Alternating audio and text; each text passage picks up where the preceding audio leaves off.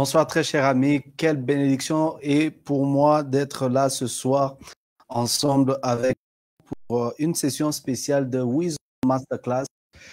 Comme vous l'avez l'habitude de nous suivre chaque mardi à partir de 21h. Et la semaine passée était une exception, nous avons commencé à 19h.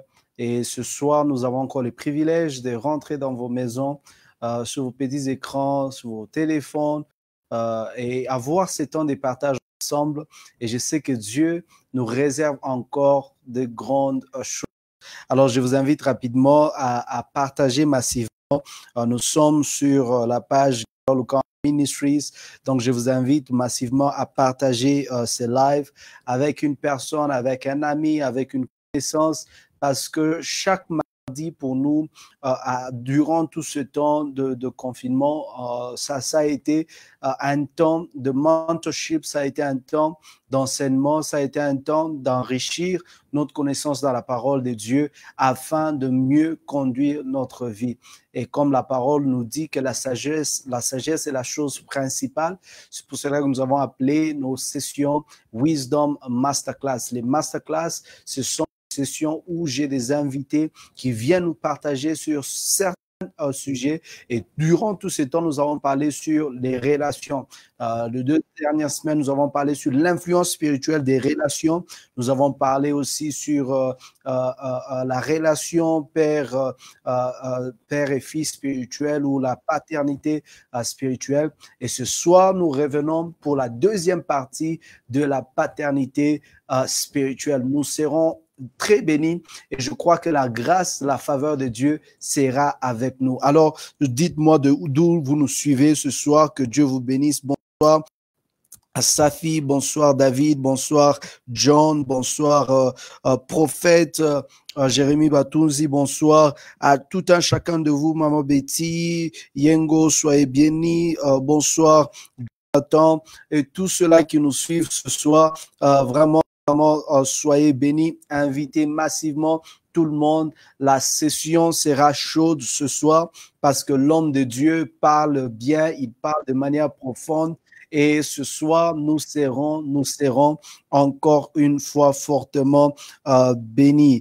Bonsoir Mido Cécile, que Dieu bénisse. Quelle bénédiction de vous lire encore ce soir. Nous sommes très, très bénis de vous avoir ensemble avec nous. Qui est encore là? Qui est encore là? Bonsoir. De quelle ville vous nous suivez ce soir? Tous ceux-là qui nous suivent de Kinshasa, un spécial bonsoir. À tous ceux-là qui sont à Libreville, dans les Caraïbes, soyez bénis, soyez bénis, soyez bénis. Que Dieu vous bénisse. Nous sommes vraiment dans la joie de partager ce moment ensemble. Je sais que nous fera très, très du bien. Bonsoir. Je pense que c'est Nick ou Maman Nounou. Soyez bénis, soyez bénis, soyez bénis. C'est vraiment un plaisir de vous avoir tous ce soir pour une session extraordinaire. Au fait, je pense que le seul temps que j'ai durant la semaine de parler, la seule séquence que j'ai durant la semaine de m'exprimer en français, c'est sur Wisdom Class francophone. Donc, c'est une opportunité pour plusieurs de vous de nous découvrir dans ce que nous sommes en train de faire. Donc, nous sommes très, très honorés d'avoir ces temps. Alors, ce soir, nous avons le grand privilège de recevoir le pasteur, le révérend Vicky Disachi, qui est basé à Kinshasa. Il est pasteur principal de l'église Sanctuaire de Gloire, une église explosive, une église de assoiffés de Dieu, une église de gens qui ont soif non seulement de la parole, mais ils ont soif de voir le surnaturel de Dieu dans le quotidien de chacun de nous. Et j'ai été là l'année passée et c'était vraiment des temps exceptionnels. L'homme de Dieu est porteur d'un message très, très fort. Je l'ai écouté prêcher l'année passée, juste une petite intervention qu'il avait, mais mes cheveux se sont tenus de je pouvais plus m'asseoir, c'est comme si m'asseoir était un problème, se tenir debout était un problème, courir était un problème, parce que la profondeur avec laquelle il parle, je vous assure, mes amis, que c'est quelqu'un à écouter, c'est quelqu'un à écouter. de voix influente de notre génération, une voix très influente de notre génération. Alors ce soir, j'ai le privilège d'avoir ensemble ce soir et recevoir les révérends Vicky Dissachi. Est-ce que vous pouvez lui donner beaucoup de cœur pendant que nous le recevons ce soir? Bonsoir, révérend. Bonsoir, révérend Gaylor. Comment vous allez ce soir? Bonsoir, bonsoir. Oui, ça va. Le Seigneur me fait grâce, ça va. Je suis très béni d'être là avec vous dans cette haute école. Je suis béni. Vraiment, vraiment. Donc, je suis très, très honoré de vous avoir. Et il faut noter que les révérends ont vraiment appris un temps d'être avec nous ce soir. Il venait d'une retraite et bien que fatigué, il a vraiment accepté de nous parler. C'est un engagement qu'il avait déjà eu et il est l'homme de sa parole et nous a accordé ce temps. Et je crois que ce soir, ça sera encore une très, très grande bénédiction. Est-ce que vous pouvez dire à une personne qui est en train de manquer de bonnes choses que le révérend Vicky est sur le point de nous parler? Il faut noter aussi qu'il est marié à maman Nénette, que nous saluons avec tous les 3 enfants. Que Dieu vous bénisse abondamment et qu'il vous garde et qu'il bénisse à toute l'assemblée que vous conduisez. Alors, Men of God, ce soir, quelle bénédiction de vous avoir. Nous sommes en train de parler, nous sommes sur la plateforme ou sinon à l'école de la haute sagesse et je crois que je suis un passionné de la sagesse, un passionné de la lecture, un passionné de ce sujet qui est de la sagesse. Quelle est votre approche ou quelle est votre lecture autour de la sagesse dans notre temps et aussi en général dans cette saison? Gloire au Seigneur. Je crois que c'est un moment où nous devons de plus en plus se remettre au Saint-Esprit. Nous devons plus se remettre au Saint-Esprit parce que nous sommes dans sa dispensation. Nous sommes dans sa dispensation. Jésus a dit dans Jean 16, et il a dit, je m'en vais, je ne vous laisserai pas seul. Je vous enverrai les consolateurs. Il vous conduira dans toute la vérité et il vous révélera des choses. Et nous du Saint-Esprit. Lui connaît tout, il sonde tout, même les profondeurs de Dieu. Et en se remettant au Saint-Esprit, il est possible que nous gardions la bonne direction, mais aussi il est possible que nous accédions aux révélations de cette saison-ci. Parce que Christ dit, l'Esprit vous révélera des choses à venir. Voyez, en vérité, c'est des choses que Christ n'a pas pu dire quand il était sur la terre. C'est resté en lui. Et il a prévu que par l'Esprit, nous puissions accéder à la révélation de ce choses. Et quand vous lisez Ésaïe 11, vous verrez que la Bible parle de cette dimension de l'Esprit de Dieu. Et parmi ces dimensions, il y a aussi la dimension de la sagesse. L'Esprit de l'Éternel reposera sur lui, l'Esprit de la sagesse. Il y a aussi la dimension de la sagesse. Donc, parce que l'Esprit de Dieu est sur nous, est avec nous, il est possible qu'à chaque instant, nous puissions connaître la sagesse de Dieu pour nos vies, nos familles, le ministère, et même par rapport à cette saison. Parce que si je dois définir de manière brève c'est quoi la sagesse de Dieu pour ce soir et dans ces contextes, la sagesse de Dieu n'est rien d'autre que l'ensemble des instructions que Dieu nous donne. L'ensemble des instructions que Dieu nous donne par rapport à une saison. Et lorsque nous respectons ces instructions-là, la confusion n'est pas notre part.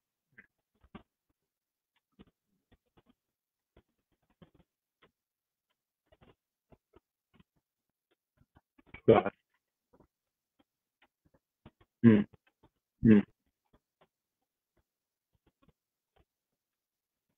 Des dieux, yeah.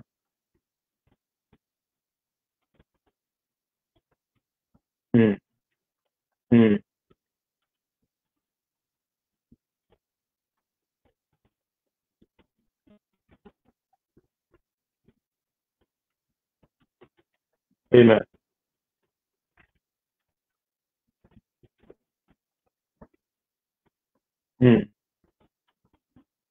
Ouais.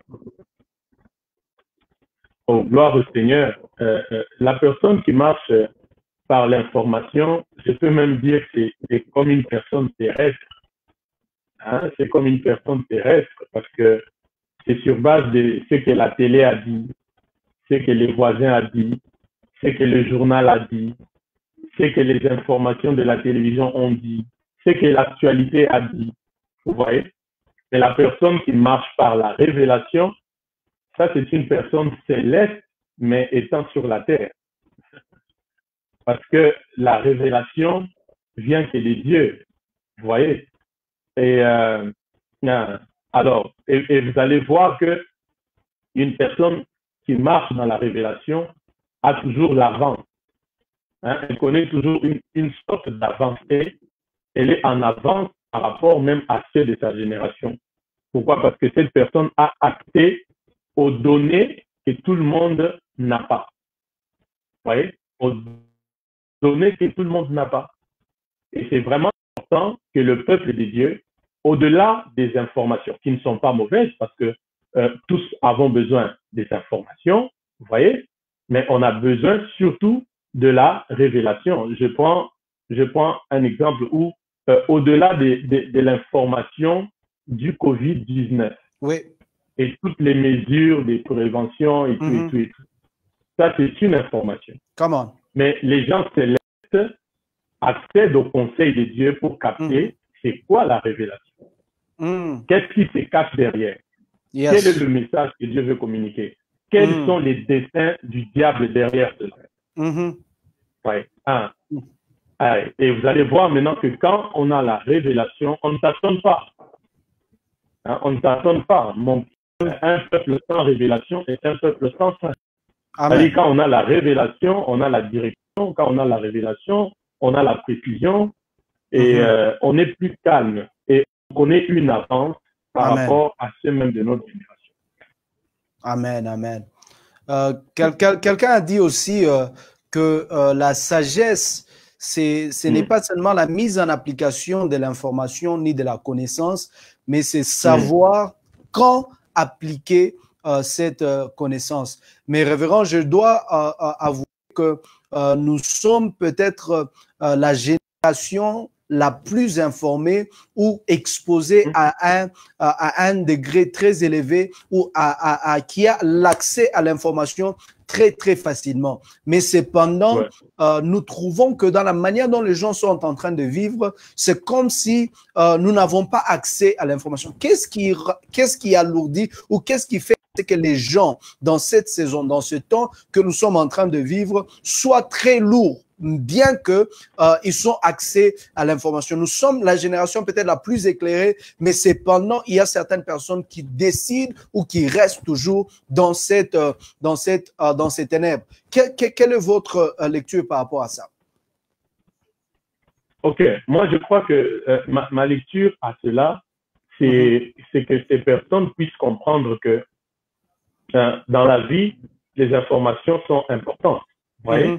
Du reste même, si on va même dans le contexte biblique, vous allez voir que même la Bible comme elle est là, c'est un livre des informations. Yes, sir. Vous voyez? C'est un livre des informations. Et quand tu es en contact avec la parole, tu es en contact avec des informations. Vous voyez? Et du moment où tu sais que la source de ces informations est une source crédible, il faut ouvrir son cœur et accepter ces informations. Il faut ouvrir son cœur et apprendre de ces informations-là. Il faut ouvrir son cœur et voir quelle orientation prendre par rapport à ces informations-là. Vous voyez?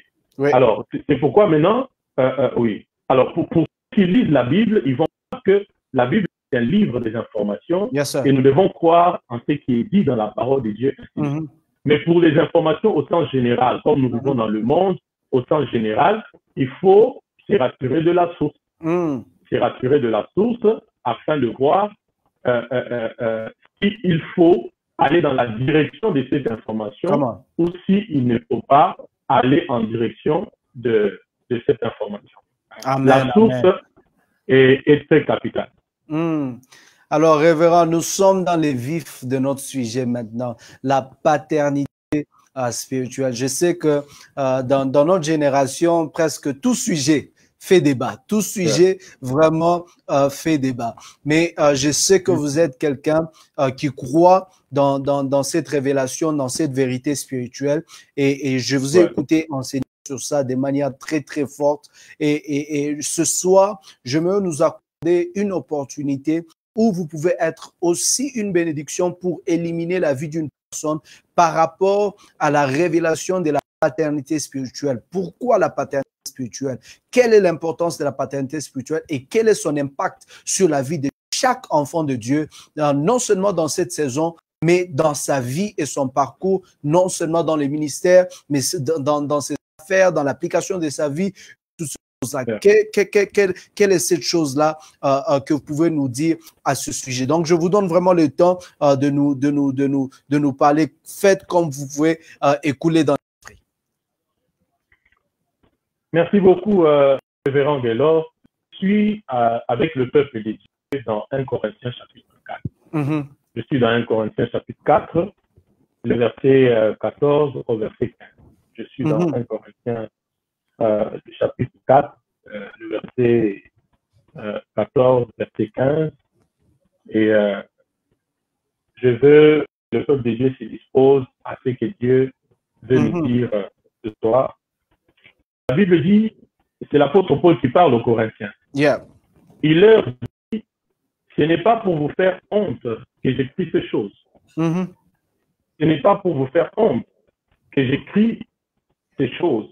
Mais je vous avertis comme mes enfants bien-aimés. Et j'aime le verset 15. Il dit, car quand vous aurez 10 000 maîtres en Christ, vous n'avez cependant pas plusieurs pères, puisque c'est moi qui vous ai engendré en Jésus-Christ par l'évangile. Amen. Il dit, c'est moi qui vous ai engendré en Jésus-Christ par l'évangile.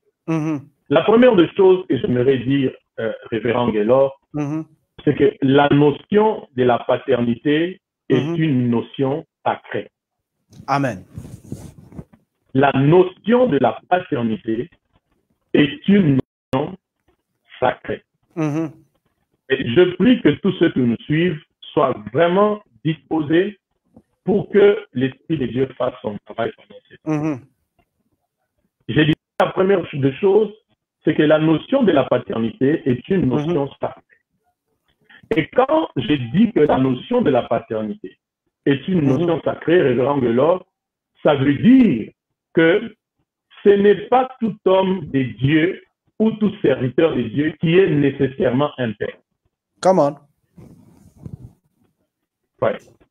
Ça peut peut-être plaire aux autres, mais restons dans la vérité des Écritures. Vous voyez? Ce n'est pas tout serviteur de Dieu qui est nécessairement un père. Il est serviteur de Dieu, mais il n'est pas père. Il est apôtre, il est prophète, il est docteur, il est évangéliste, il est pasteur, il est diacre, mais pas forcément un père. C'est pourquoi vous verrez, l'apôtre Paul est en train de dire, quand vous aurez 10 000 maîtres en Christ, vous n'avez cependant pas plusieurs pères. Ça veut dire, les maîtres, on va les trouver en un plus grand nombre. Il parle de 10 000 maîtres. C'est une manière de dire, les maîtres, on en trouvera en un nombre vraiment large. Mais les pères, c'est une minorité. On peut, les maîtres, on en trouvera des milliers et des milliers. Mais les pères, c'est une poignée. C'est une crème. C'est un nombre réduit. Vous voyez?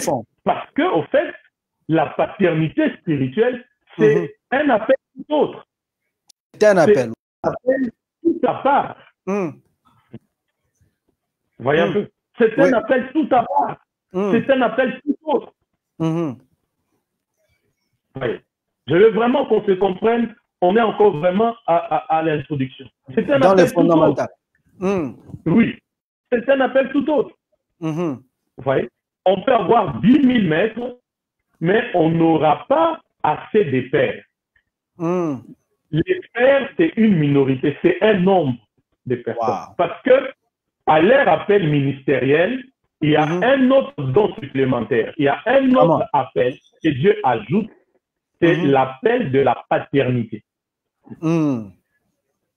Voyez. C'est comme ça qu'il y a des gens. Voyez ce qui fait la faiblesse, révérend Delors. Ce qui fait même la faiblesse aujourd'hui dans le corps du Christ, c'est au-delà de tous les grands titres, Père, ceci, cela, il n'y a pas d'impact. Comment? Pourquoi? Parce que ceux qui devaient être des fils sont devenus des pères. Waouh! Voyez un peu? Et même les pires, c'est que ceux qui sont même des bébés spirituels deviennent des pères pour conduire des bébés comme eux. My God. My God. Vous voyez? Donc, je suis en train d'insister sur le fait que la notion de la paternité est une notion sacrée. Wow. Et il y a même des gens qui se sont attirés de problèmes dans leur ministère seulement quand il a commencé à se coller ces titres-là de père. Ouais. Quand il a commencé à se coller ça, je suis père, des problèmes ont commencé. Révérend Delors, être père spirituel n'est pas une autoproclamation. Tu ne t'autoproclames pas père spirituel. Être père spirituel n'est même pas une question de l'ancienneté dans l'Église. Je te dis, oui, j'ai 20 ans dans l'Église, j'ai 20 ans, j'ai servi 10 ans au pied du révérend Delors, comme j'ai fait 10 ans, j'ai fait 10 ans de loyauté au pied du révérend Delors, donc je suis père spirituel. Non! Être père spirituel, ce n'est pas à la mode. Être père spirituel, ce n'est pas une lecture. Wow. Je peux encore marteler, être père spirituel, ce n'est pas parce que tu as gagné une âme à Christ que tu deviens d'office son père spirituel. Ok. Sinon, si tous ceux qui gagnent des âmes seraient des pères spirituels, alors partout dans le monde, tous les gagneurs d'âmes vont devenir des pères spirituels. Comment? Voyez un peu. Donc, c'est vraiment important que nous puissions ensemble, avec le peuple de Dieu, comprendre cela. Voyez. Très fort. Je force même encore pour dire, c'est même pas une affaire de l'âge physique. Où quelqu'un se dit, bon, comme maintenant j'ai 60 ans, j'ai 70 ans, je suis même père spirituel. Non! Révérend Delors, je veux même stocker encore quelqu'un pour dire, c'est même pas aussi la grandeur d'un ministère qui fait de quelqu'un père spirituel. My God. Je vais m'expliquer. Je vais m'expliquer. Si c'était le cas, alors Aaron serait aussi père spirituel. Avance. Mais malgré le sacerdoce que Aaron a porté, malgré le sacerdoce qu'il portait, Aaron était sous Moïse. Chaud. Ainsi, j'ai compris qu'il y a des gens, malgré tous les potentiels spirituels qu'ils portent, malgré les grâces, les dons qu'ils peuvent porter, Dieu ne les appelle pas à être de père. Ils doivent travailler sous une autorité spirituelle. Parce que la paternité spirituelle fait allusion à une autorité spirituelle. C'est vrai. Que Dieu a légué sur un homme afin d'être là pour diriger certaines personnes vers leur destinée. Amen. Voyez un peu. Sinon, alors, Aaron serait le père spirituel d'Israël. Et vous allez voir en quoi il y a des gens qui ne doivent jamais s'autoproclamer de père malgré leurs dons, leurs grâces. Ils doivent rester sous une autorité établie. Remarquez quand Moïse est allé à la montagne. À peine quelques jours à la montagne, Aaron est resté avec le peuple. Il n'a pas su garder le peuple sur la bonne voie. My God. Le veau d'or a été élevé. Pourquoi? Parce que être père n'est pas donné à tout le monde. Très vrai. C'est même pas une affaire de l'âge physique. Sinon, alors, Aaron ne serait pas fils spirituel de Moïse. Parce que Aaron était le grand frère de Moïse. Wow. Moïse était, biologiquement parlant ou physiquement parlant, Moïse était le grand frère. Moïse était le petit frère, pardon. Aaron était le grand frère. Mais ça n'a pas empêché à Moïse d'être le père spirituel d'Israël. Voyez un peu. Et quand je prends la vie du prophète Élie, et je prends la vie du prophète Élie, et je vois son fils Élisée. Quand je vois, je me rends compte que Élisée a un grand ministère, mais il est passé à côté de la paternité spirituelle. Ah oui. Remarquez que Élisée n'a pas laissé de successeurs.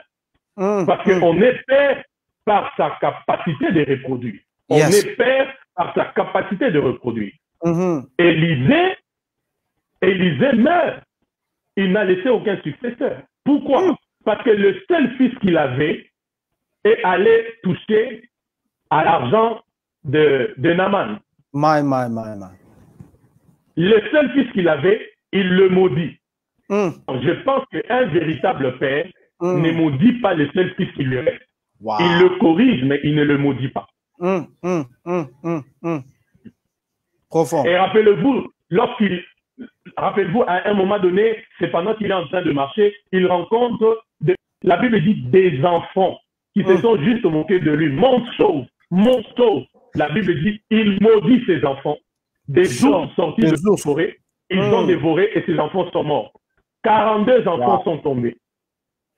Vous voyez. 42 enfants sont tombés. Il avait un grand ministère, mais il a échappé à la paternité spirituelle. Il n'a pas l'esprit de père. Voyez un peu. Je peux même encore toucher Josué. Josué avait un grand ministère, mais il a mais aussi à la fin du ministère de Josué, dans Josué 24. Josué 24. Josué dit à Israël, vous devez maintenant choisir quel Dieu vous allez servir. Et puis à la fin, il dit, moi et ma maison, nous servirons l'Éternel. Non, un père ne parle pas comme ça. Mon révérend. Un père ne parle pas comme ça. Vous voyez? Un père est là pour les autres. L'onction d'un père, c'est l'onction du rassemblement. Amen. Amen. Vous voyez? C'est comme ça. Oui. L'onction d'un père, c'est une onction qui rassemble. C'est pas une onction qui éparpille. C'est pas une onction qui divise. C'est pas une onction qui maudit à tout moment. C'est pas une onction qui tue. L'onction d'un père, c'est une onction qui rassemble. Rassemblement. Wow. Vous voyez un peu?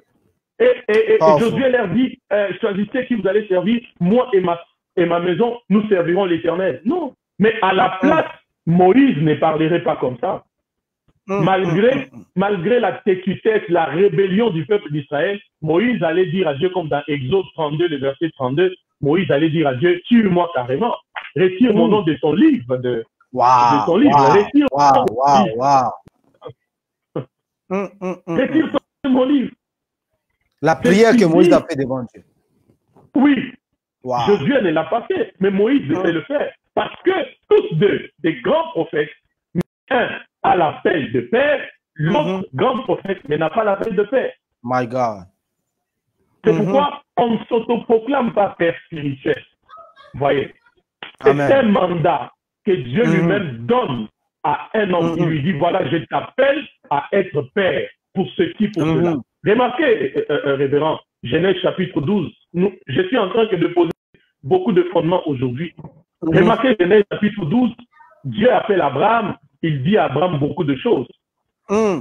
Genèse 13, Genèse 14, Genèse 15, Genèse 16, Genèse 17, Genèse 17 au verset 4. Au verset 4, Dieu dit à Abraham, voici mon alliance que je fais avec toi, tu deviendras père d'une multitude de nations. Vous remarquerez que depuis que Dieu a appelé Abraham et qu'il marche avec lui depuis Genèse 12, 13, 14, 15, 16, Dieu ne lui a pas parlé qu'il le mandatait pour être père. Dieu lui a dit, les familles de la terre seront bénies en toi, tous ceux qui te béniront seront bénis et tout. Mais c'est dans Genèse 17, le verset 4, que pour la première fois, Dieu dit à Abraham, je vais t'établir père. La paternité spirituelle, c'est un mandat qu'on reçoit que de Dieu et de Dieu seul. La paternité spirituelle, c'est un mandat. C'est un mandat qu'on reçoit que de Dieu et de Dieu seul. On reçoit des dieux et des dieux seuls. C'est pourquoi je l'ai dit encore, s'il vous plaît, ce n'est pas tout le monde qui est nécessairement un père. Ce n'est pas tout le monde qui peut être un père. Je souhaiterais encore que tu restes apôtre, tu fais ton travail d'apôtre. Tu restes docteur, tu fais ton travail de docteur. Tu es pasteur, tu fais ton travail de pasteur. Que t'introduire dans un mandat que le Seigneur ne t'a pas donné. My God. Vous voyez? C'est extraordinaire. Très extraordinaire. C'est extraordinaire. Je me suis en train de poser les bases importantes pour que le peuple de Dieu puisse comprendre. Vous voyez un peu? Donc, c'est vraiment important, révérend Guélor. Maintenant, je trouve un peu... je suis dans Marc chapitre 9, lorsque Christ est sur la montagne de la transfiguration. Vous voyez? Il y a deux qui apparaissent à Christ. Il y a Moïse, il y a Élie. Je n'ai pas vu Élisée, mais je vois seulement Moïse et Élie. L'image des pères. Moïse était père, Élie était père. Jesus. C'est pour dire que Dieu, c'est aussi un Dieu de père. Alléluia. Dieu est un Dieu des pères. Les dieux des pères existent. Et dans cette matière ici, c'est une brèche que j'ouvre, je ferme, il n'y a pas de grands-pères. Il n'y a que des pères, des pères, des pères, des pères, des pères, des pères. Il n'y a pas de grands-pères dans cette matière. Vous allez lire la Bible, vous verrez que je suis les dieux d'Abraham, les dieux d'Isaac, les dieux d'Israël. Il n'y a pas père, grand-père, il y a père, il y a père, il y a père, il y a père. Vous voyez qu'à la montagne de la transfiguration, ce ne sont pas les fils qui apparaissent, mais ce sont les pères qui apparaissent. Wow. Donc, être père, c'est quelque chose de très spécial. C'est pourquoi ce n'est pas tout le monde qui est père, s'il vous plaît. C'est pas tout le monde qui est père. C'est pas tout le monde qui est père. Être père, c'est être une source. Amen. Être père, c'est être un bâtisseur. Être père, c'est être un initiateur. Être père, c'est être un fondateur. Être père, c'est être un nourricier. Wow. Être père, je veux même dire, être père, c'est une vie d'endurance et de sacrifice. C'est pas donné à tout le monde. Amen. C'est pas donné à tout le monde. Et Galates 4, 19, l'apôtre Paul même nous en parle. Il continue l'apôtre Paul dit quelque chose d'extraordinaire dans Galates chapitre 4. Dans Galates chapitre 4, le verset 19. Galates chapitre 4, le verset 19. Galates 4, verset 19. Pour ceux qui me suivent. Il dit, mes enfants pour qui j'éprouve de nouveau les douleurs de l'enfance jusqu'à ce que Christ soit formé en vous. Wow. Être père, c'est l'endurance. C'est des sacrifices énormes. Vous voyez? C'est comme ça que je suis en train de dire à ceux qui me suivent, quand tu as un père spirituel, il faut le considérer dans sa position de père spirituel. Alléluia. Parce que le père endure. Vous voyez? Le père endure, mais ce sont les fils qui jouissent. Les pères endurent, mais ce sont les fils qui jouissent. Wow. Effectivement. C'est comme ça que le père spirituel, à un moment dans nos vies, devient comme un raccourci. Parce qu'il est de ces souffrances qu'il a déjà vécues. Il est de ces choses par lesquelles il est déjà passé. Dieu ne voudra pas que les fils forcément puissent passer par là. Révérend Guélor ne voudra pas. Je prends un exemple. Si Révérend Guélor a fait les pieds pendant qu'il était élève ou étudiant, Révérend Guélor s'arrangera pour que ses enfants ne fassent jamais les pieds en tant qu'étudiant. Ça veut dire que vous vous êtes sacrifié pour que vos enfants puissent jouir. Yes. C'est pas donné à tout le monde d'être père spirituel. Tu as un ministère, on ne peut pas en discuter, mais la paternité spirituelle, c'est Dieu lui-même qui relâche cette position spirituelle dans la vie d'une personne afin de conduire un peuple vers sa destinée. Amen. C'est pourquoi l'apôtre Paul dit dans 1 Corinthiens 4, révérend Gelor, dans 1 Corinthiens 4, le verset qu'on a lu, dans 1 Corinthiens 4, le verset 15 qu'on a lu, il dit, car quand vous aurez 10 000 maîtres en Christ, vous n'avez cependant pas plusieurs pères, puisque c'est moi qui vous ai engendré. C'est moi qui vous ai engendré. Vous voyez? Le verbe engendrer ici va au-delà d'amener quelqu'un à la nouvelle naissance. OK. Sinon, tous les gagneurs d'âme seraient de pères spirituels. Vous voyez? Engendrer va au-delà d'amener quelqu'un à Christ. Engendrer va au-delà de poser les premières pierres de la fondation chrétienne ou spirituelle dans la vie d'une personne. My God. Vous voyez? Engendrer veut dire aussi donner l'identité spirituelle. Alléluia. Vous voyez? Engendrer veut dire aussi donner l'identité spirituelle, papa. C'est pas n'importe qui peut donner l'identité spirituelle à une personne. Révéler l'identité spirituelle. Ce n'est pas donné à n'importe qui. C'est là où j'ai compris que le père spirituel, c'est le véritable prophète de la destinée d'une personne. Alléluia. Quand tu as un père spirituel, tu n'as plus à toquer à gauche, à droite. Quand tu as un père spirituel, tu as trouvé le véritable prophète de ta destinée. Parce que pour te révéler ton identité, pour te donner ton identité spirituelle, ça veut dire que l'esprit de ton père était dans ton futur. Oh, ça vous plaît. Il a été dans ton futur. Il a vu ce que ton père biologique n'a pas vu. Il a vu ce que ta mère n'a pas vu. Il a vu ce que tes frères et sœurs n'ont pas vu. Et quand il revient dans le présent, il te regarde, il dit, le monde t'a connu comme un pêcheur de poissons. Mais moi, j'ai dit, suis-moi, je ferai de toi un pêcheur d'hommes. Wow. Vous voyez?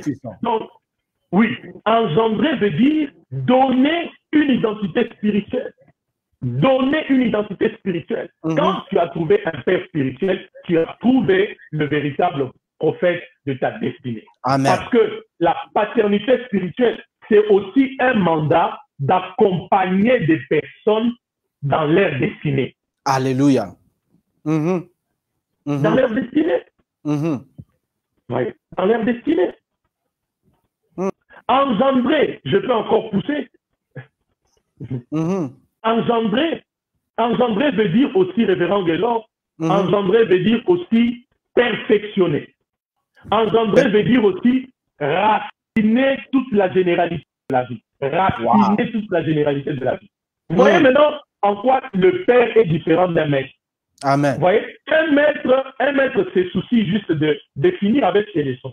Un maître se soucie des instructions. C'est comme vous êtes là, révérend Gelor. Vous pouvez prendre des répétiteurs pour vos enfants. Oui. Son souci, c'est quoi? C'est qu'il finisse de donner ses leçons. Quand il vient, il dit, bon, j'ai 10 séances avec les enfants. Quand il a fini ses 10 séances, il est parti.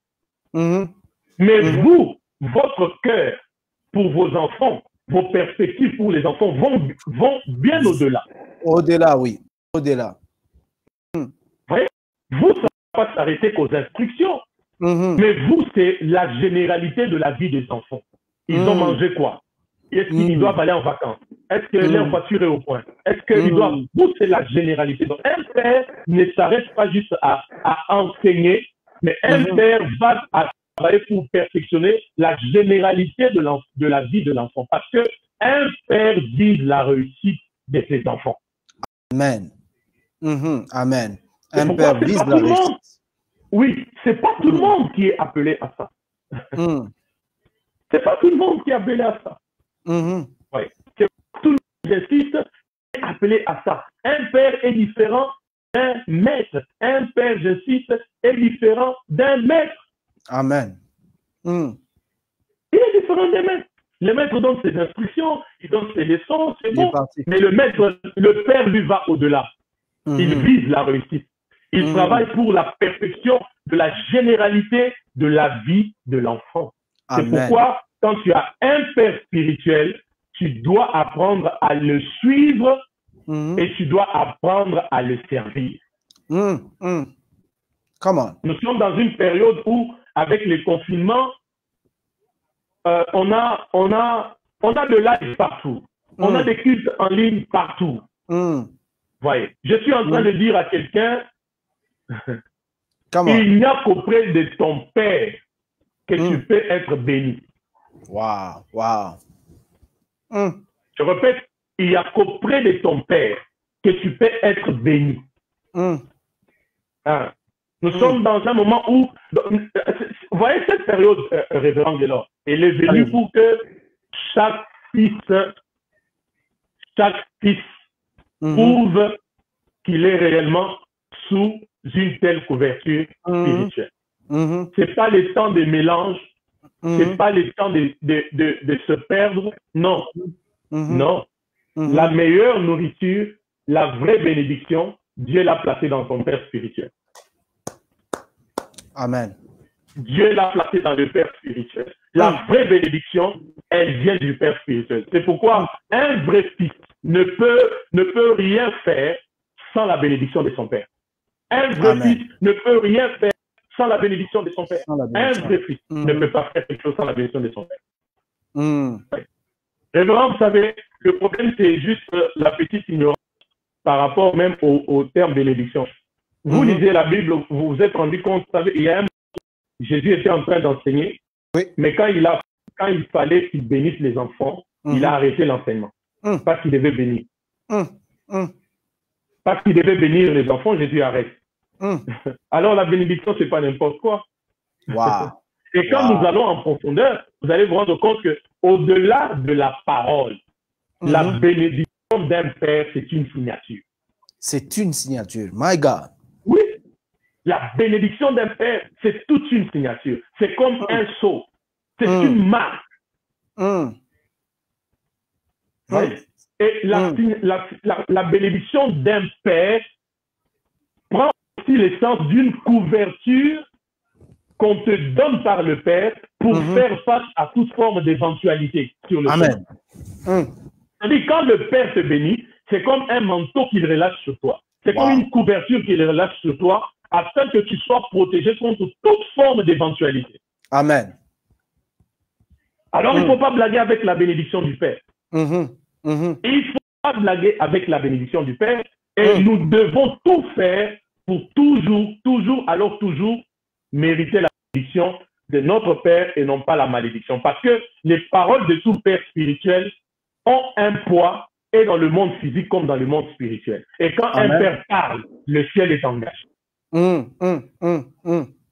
Voyez. Quand le Père bénit, il relâche sur toi comme un manteau afin que où que tu ailles, que tu puisses faire face à toute forme d'éventualité. C'est pourquoi j'ai l'audace de dire à quelqu'un en cette nuit, sans un Père spirituel, vous êtes en danger. Wow. Sans un Père, vous êtes en danger. Sans un Père, vous êtes en insécurité. Sans un Père, vous êtes exposé. Sans un Père, n'importe quoi peut vous toucher. Parce que le Père spirituel est une couverture spirituelle. La paternité spirituelle, c'est aussi la couverture spirituelle. Osée chapitre 12, le verset 14, la Bible dit par un prophète, il s'agit de Moïse, par un prophète Israël est sorti de l'Égypte, par un prophète Israël fut gardé.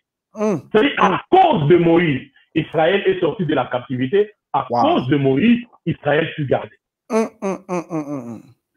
Quelle profondeur. Il est toute une couverture spirituelle. C'est comme ça que il faut rester sous cette couverture. Vous savez, il est de ces combats dans la vie des hommes. À ton niveau d'un enfant, d'un fils, tu ne sauras pas livrer ces combats. C'est le combat des pères. Amen. C'est la bataille des pères. Ouais. Lorsque Laban poursuivait Jacob, les dieux des pères, de Jacob s'est révélé à Laban. Il lui a dit, je t'interdis de parler ni à bien ni à mal. Et quand Laban rencontre Jacob, il lui dit, si ça n'a été pour toi les dieux de tes pères, il est de ces combats, nous ne pouvons pas nous-mêmes les livrer, mais les dieux de nos pères peuvent livrer ces combats pour nous et nous donner la victoire. Amen. Vous voyez? Et il ne faut pas que quelqu'un ici me dise que non, je suis déjà chrétien, ça suffit. J'ai déjà Christ en moi, je n'ai plus besoin de pères spirituels. C'est quoi cette histoire? Et tout. Vous voyez? Il ne faut même pas m'amener Matthieu 23, le verset 9. Je vais les lire, révérend. Matthieu 23, le verset 9. Quelqu'un va dire, Jésus a dit, Matthieu 23, le verset 9. C'est Christ qui parle, effectivement. J'ai dit, c'est Christ qui parle, effectivement. Christ dit ceci, et n'appelez personne sur la terre votre Père, car un seul est votre Père, celui qui est dans les cieux. Vous voyez? J'aime ça. Quelqu'un va me brandir ce passage pour me dire, ben voilà, moi j'ai déjà Jésus, ça suffit, je n'ai pas besoin de père spirituel. Écoutez, tu as besoin de père spirituel. Ce passage ici n'a pas annulé la notion sacrée de la paternité spirituelle. Ok. Il faut ramener les choses dans leur contexte. Tout ce que Jésus voulait dire ici, c'était juste que aucun homme ne peut vraiment être un vrai père, vous voyez, comme c'est supposé être père. Vous voyez. L'homme a des limites. Yes. Vous comprenez? L'homme a des limites. Il arrive à l'homme d'avoir des limites. Oui. Ce qui fait qu'il peut lui arriver deux fois à ne pas remplir totalement la dimension du Père à l'image du Père céleste. Wow. Il peut lui arriver au nom des limites humaines dans ces domaines de la paternité d'avoir certaines difficultés. Oui. Mais ça ne dit pas que la notion de père spirituel est abolie. Non. Donc aucun homme ne peut vraiment être un vrai père comme c'est supposé. Vous voyez? Parce que en tant qu'homme, on a des limites. On a des limites dans ce domaine à l'image de Dieu seul qui est le véritable père. Vous voyez? Et les rebelles aiment de tels passages. Ils aiment de tels passages. Ils vont te dire, d'ailleurs, j'ai déjà Jésus, ça suffit. Non. Et puis, pour même en rire, révérend Guélor, vous allez vous rendre compte que Jésus lui-même sur la terre, dans l'évangile des Jean, il n'y a pas un évangile où Jésus a aussi parlé de son Père comme cet évangile. Tantôt, c'est moi et mon Père, nous sommes un. C'est lui qui m'a vu, a vu mon Père. Le Fils ne fait rien, que ce qu'il voit le Père faire. Et mon Père agit, moi aussi j'agis. Lui-même nous a montré le modèle de Père. Il est temps que chaque fils ait son Père. Amen, amen, amen. Et sans être un vrai fils, on ne sera jamais un vrai Père. Wow. Wow. Et je peux chérir quelque chose pour dire à quelqu'un, les meilleures choses dans la vie, on le reçoit dans la maison du Père, pas sur la route. Comment? Les meilleures choses, on le reçoit dans la maison du Père, pas sur la route. Avance, avance, révérend. Et ça, c'est les tableaux vraiment de David avec Saül. Vous voyez? Saül, 1 Samuel 10, un jour comme ça, Samuel le trouve et puis il l'appelle sur la rue. Il le voit. Autant il a été loin sur la rue, facilement aussi il a perdu ses fonctions. Mais David a été loin dans la maison de son père, en présence de son père, en dépit de ses erreurs, l'onction n'a pas quitté la vie de David. Il est de ces choses, on le reçoit que dans la maison de son père, et ça va demeurer. Et il est temps que dans cette période où nous sommes, que chaque fils retourne chez son père et que chaque père reconsidère ce fils. Amen, amen. Il est très important. Il est très important. Il est très important. De la paternité spirituelle, c'est quelque chose de très sacré et nous devons vraiment la considérer à sa juste valeur. Wow. À sa juste valeur. Wow. Le père spirituel, révérend Guélor, a le pouvoir de l'intronisation. Il n'y a que des pères qui intronisent. Déroule le rouleau. Déroule le rouleau. Vous voyez, quand Dieu envoie Samuel, Dieu envoie Samuel chez Isaïe, n'est-ce pas? Afin d'introniser quelqu'un. Parce que Samuel était le père spirituel en ce temps. Dieu l'envoie pour introniser quelqu'un. Dieu l'envoie pour introniser quelqu'un. Dans 1 Samuel chapitre 16. 1 Samuel chapitre 16, Dieu envoie le prophète Samuel, le père, pour introniser quelqu'un. Et voilà qu'il y a une succession de frères de David qui passent. Mais j'aime quelque chose au verset 7. Le verset 6, la Bible dit, lorsqu'ils entrèrent, il s'est dit, en voyant Eliab, certainement, loin de l'Éternel est ici devant lui. L'Éternel dit à Samuel, ne prends point garde à son apparence et à la hauteur de sa taille, car je l'ai rejeté. L'Éternel ne considère pas ce que l'homme considère. L'homme regarde à ce qui frappe les yeux, mais l'Éternel regarde au cœur. Mais révérend, alors je vais te poser la question. L'Éternel dit l'Éternel dit à Samuel, et l'Éternel dit à Samuel, ne prends point garde à son apparence et à la hauteur de sa taille, car je l'ai rejeté. Mais on rejette que quelqu'un qu'on avait accepté.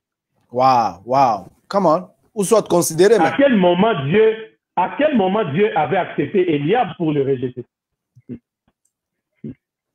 Quand Samuel a Dieu dit à Samuel, je l'ai rejeté. Mais à quel moment Dieu l'a rejeté? À quel moment Dieu l'avait accepté pour le rejeter? Break it down. La réponse, c'est que Dieu avait accepté Eliab au moment où, dans le cœur de Samuel, père spirituel, il s'est dit certainement, c'est lui que je dois être. Wow.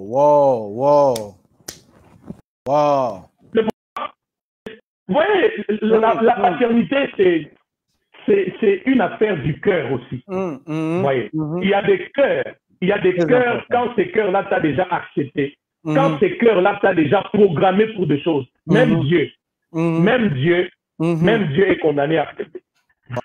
Pourquoi Dieu lui dit, je l'ai déjà rejeté. Ça veut dire, Samuel, du moment où tu l'as positionné dans ton cœur comme si c'était lui, c'est pas lui. Ouais. Mais comme il était envoyé avec les mandats d'intronisation, David est venu, il l'a oint. Il a intronisé David. Et depuis lors, la vie de David a connu un tournant positif.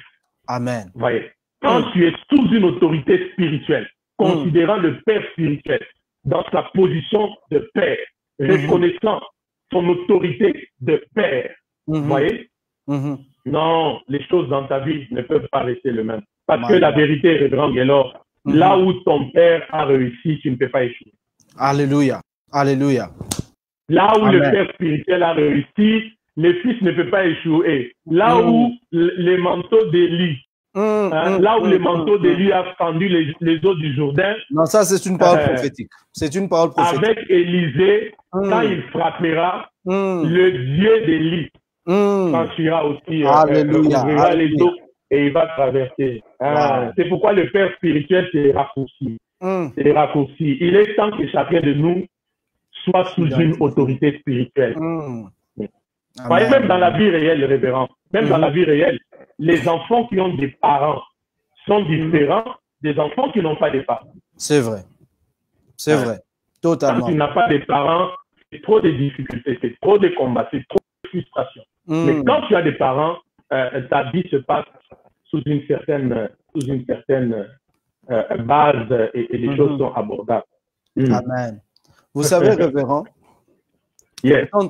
j'étais en train d'enseigner il y a quelques semaines sur un message que le Seigneur m'a inspiré. J'ai appelé ça un portrait prophétique. C'est-à-dire que Dieu a besoin d'un espace pour qu'il puisse travailler. Dieu a besoin d'un espace pour qu'il puisse élever. J'étais en train de parler sur l'histoire de la bénédiction de Jacob sur ses deux fils, c'est-à-dire la bénédiction de Isaac sur ses deux fils, la bénédiction qu'il devait donner à Ésaü, mais que Jacob a pris. Alors, j'étais en train de parler que cette bénédiction-là était conditionnée par le père qui devait manger. C'est-à-dire que le père devait avoir quelque chose qui rend son cœur heureux afin que son cœur puisse le bénir. Alors, j'ai réalisé ici que la bénédiction n'était pas seulement les paroles que le père pouvait déclarer, mais c'était l'état de son âme. L'état de son âme par rapport à son fils, c'est ce qui déclenche la bénédiction. Alors, en conclusion, j'étais en train de dire que vous retrouvez que lorsque Ésaü va revenir plus tard et il va apporter à manger que son père avait demandé, Isaac va dire que non, je n'ai plus rien à te dire, je n'ai plus rien à te donner. Pourquoi? Parce que j'ai béni quelqu'un d'autre. Mais est-ce qu'en réalité, il n'avait plus de paroles pour déclarer? Et là, j'ai compris que c'était la fin. La fin du père était la bénédiction de l'enfant. Aussi longtemps que le père avait faim, ça crée un espace pour la bénédiction. Et nous retrouvons plusieurs personnes qui ne savent pas réaliser ou soit avoir une opportunité de réaliser la fin ou le besoin d'un père afin qu'il se positionne pour hériter de la bénédiction. C'est ça le problème qu'il y a eu dans l'histoire du fils prodigue, là, j'aime ces partages. J'aime quand on parle comme ça, vous parlez, je parle. C'est ça le problème. Vous voyez dans l'histoire là des fils prodigue, Luc 15, hein? Cette histoire-là, il n'y a pas ces fils qui étaient partis, qui étaient perdus. Même celui qui était resté dans la maison était perdu. Oui. Parce qu'il y a des enfants, il est dans la maison mais perdu. Wow. Et il n'y a pas pire. Il n'y a pas pire que d'être dans la maison mais perdu. C'est ce que vous venez de dire là. Voyez, c'est que tu es là, mais tu ne sais pas lire. Qu'est-ce qui prime sur les cœurs du Père? Qu'est-ce qui pèse sur les cœurs du Père? Quelle soif est sur les cœurs du Père? Quelle faim est sur les cœurs du Père? Quelles sont les pensées qu'il y a dans l'âme du Père? Voyez. Donc, voyez, le fils qui était resté dans la maison, il était là, mais il n'avait jamais détecté que tout ce temps, son père était en souffrance dans son cœur pour ce qui était pas. Il faisait tout ce qu'il faisait, mais sans toucher le vrai problème. Sans toucher le vrai point pour lequel papa peut se dire enfin j'ai un fils. On parlera plus tard, c'est un fils. Aujourd'hui c'est la base, on parlera encore plus tard, c'est qu'un fils. Donc il n'a pas touché le point. Donc ça veut dire qu'il était dans la maison mais perdu. Mieux vaut un enfant perdu en dehors de la maison. On va comprendre que c'est parce qu'il est en dehors de la maison qu'il est perdu, que celui qui est dans la maison est perdu. Et combien se disent je suis fils de tel, mais sans détecter ce qu'il y a sur les cœurs du Père, sans provoquer cet espace dont vous avez parlé. Vous voyez, c'est pour ça que quand remarquez même dans cette histoire, il me dit quand le fils prodigue revenait, le Père l'a perçu. Le Père l'a perçu. Apercevoir, c'est voir au loin. Tous les jours dans les cœurs du Père, ça saignait. Mon fils. Et c'est comme si il arrivait que des fois, papa sortait un peu. Il s'arrêtait quelque part pour regarder. Peut-être qu'il va revenir de cette direction. Peut-être qu'il va revenir dans cette direction. C'est comme ça qu'un autre jour, en sortant, pour se dire, est-ce qu'il reviendra? Il l'a aperçu. Mais ça, le fils qui était dans la maison n'a pas détecté ça. N'a pas détecté ça. N'a pas détecté ça. Et des fois, on sait. Parce que, écoutez, la bénédiction se mérite. Alléluia. La bénédiction se mérite. C'est pourquoi même Isaac a posé la condition. Faites-moi un mets délicieux comme je l'aime, afin que mon âme vous bénisse. Afin que, c'est la condition. La bénédiction se mérite. Mais combien de fils sont sur les cœurs du Père? Combien de fils captent ce qu'il y a sur les cœurs du Père afin que maintenant le cœur du Père puisse retourner vers eux la bénédiction? À l'instar de ce que je venais de dire de Samuel ici, il y a des gens, il y a un type d'homme de Dieu. Je parle de la classe des pères. Quand il t'a programmé dans son cœur, pour que même Dieu est obligé. C'est comme ça que pour Saül, c'était Eliab. Mais ce n'était pas ça pour Dieu. C'est pourquoi Dieu dit, je vois que tu l'as rejeté, mais ce n'est pas lui. C'est pas lui, c'est un autre, c'est David. Et il est temps, j'insiste, il est temps que nous puissions avoir une grande illumination sur cette notion des pères. Révérend, Psaume 103, verset 7, peut-être c'est mon dernier passage de ce soir. Sur les pères, je peux parler, on peut parler. Je prends ce passage de Psaume 103, le verset 7. Psaume 103, verset 7. La Bible dit, il a manifesté ses voies à Moïse, ses œuvres aux enfants d'Israël. Le Père, on ne peut pas blaguer avec lui. Et même, malgré même les exploits d'un fils, il ne peut pas aller au-delà du Père. Il n'aura jamais l'âge de son Père. Ouais. La Bible dit, quant aux voix, c'est la particularité que Dieu révèle au Père. Les œuvres, Dieu les donne au Fils. Les Fils, ils voient que les œuvres, mais les voix, c'est au Père que Dieu les révèle. Non, non. Quand tu vois les œuvres, tu dis non, d'ailleurs, j'ai l'onction, d'ailleurs, on m'humilie, d'ailleurs, on m'étouffe, d'ailleurs, j'ai la peine. Vous voyez, les œuvres. Mais les œuvres et les voix, qu'est-ce qui pèse dans le monde spirituel? Ce qui pèse dans le monde spirituel, ce sont les voix de Dieu. Et non pas les œuvres. Ouais. Au Père, Dieu révèle les œuvres, le voix. Et au Fils, les œuvres. Les œuvres. Donc, que Dieu fasse avec toi, un Père reste un Père. Amen. Wow. J'étais en train de dire à l'église dimanche que nous devons faire attention d'être assoiffés des expériences qui ne sont pas basées sur une relation. Vous voyez, il y a plusieurs personnes qui cherchent des expériences spirituelles, mais sans savoir s'ils sont sur la bonne ou mauvaise voie. Et là, quand vous êtes en train de parler sur Psaume 103, parlant de comment est-ce que Dieu révèle comment est-ce que Dieu révèle le voix au Père et les œuvres au Fils, je comprends en réalité que les Fils sont attirés par ce qui est explosif, par ce qui est puissant, par toutes ces choses. Et c'est pour cela que de fois, nous voyons beaucoup de fils être attirés par de choses où, comme quand on grandissait, les œuvres de puissance, c'était quand je nais, que je sois puissant, quand je prie, quand je veux imposer la main sur une personne, que la personne tombe. Mais en réalité, c'est en suivant Dieu que ces choses-là commencent à accompagner. Parce que Christ lui-même a dit que voici les signes qui accompagneront. Cela ne veut pas dire que nous devons poursuivre ces choses-là, mais ces choses-là sont une conséquence de la manifestation de Christ dedans de nous. Et je crois que dans ce temps aussi où nous sommes en train de passer, nous devons nous baser sur la voix des pères. Et comme la Bible nous a aussi dit que l'Église primitive était en train de grandir dans le fondement des enseignements des apôtres. C'est pourquoi, vous voyez, même quand je parle, en fait, ce qui est mieux avec les voix, n'est-ce pas, Révérend Guélot, ce qui est bien avec les voix de Dieu, il y a un mystère dans les voix de Dieu, c'est la finalité. Wow. C'est la finalité. Ça veut dire Dieu voit la fin avant le début. C'est pourquoi Dieu révèle les voix au Père, pas au Fils. Parce que ce n'est pas le Fils qui conduit le Père, c'est le Père qui conduit le Fils. Et quand Dieu révèle à un Père les voix pour un Fils, dans ces voix-là, Dieu lui révèle la finalité de choses avant même que les choses ne commencent. C'est pourquoi la Bible dit dans Proverbes que telle voix paraît à un homme. Mais ici, c'est quoi? C'est la mort. Yes. Vous voyez? Donc, le problème dans la voix, c'est la finalité.